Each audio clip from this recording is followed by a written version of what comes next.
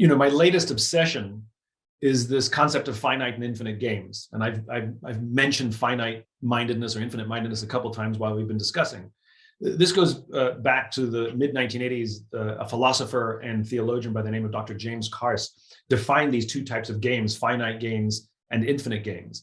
A finite game is defined as known players, fixed rules, and an agreed upon objective. Football. There's always a beginning, middle, and an end. And if there's a winner, that means there have to be losers. Then there are infinite games. Infinite games are defined as known and unknown players, which means new players can join at any time. And sometimes you don't even know who all the other players are.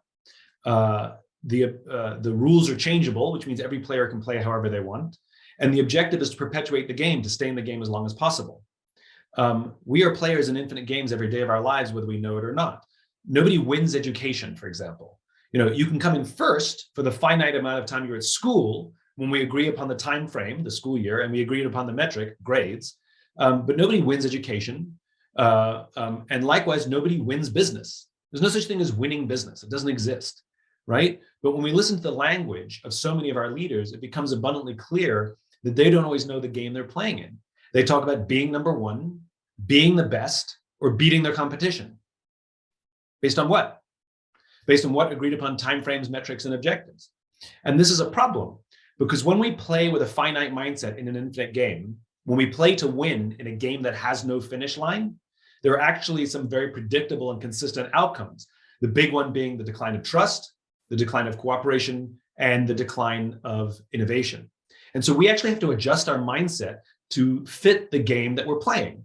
And in the case of cybersecurity, you're actually trying to prevent crime from happening. The criminals aren't trying to beat you. They're just trying to do more. They're just trying to get more money. They're just trying to trick people.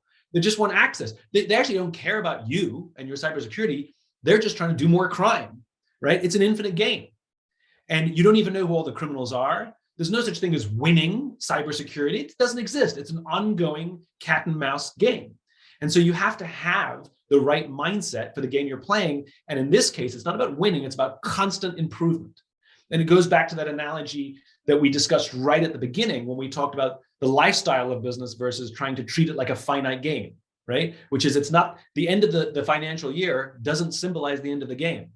It's just a marker. It's just a waypoint. And so all of these things that you and I have been discussing is all about constant improvement. You'll never be perfect at any of it, ever. That's not the point.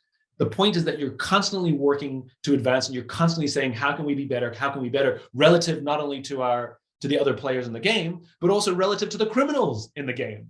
Because you could be the best, quote unquote, compared to all of your the other companies in the marketplace. But if the criminals are smarter than you, then there's no point.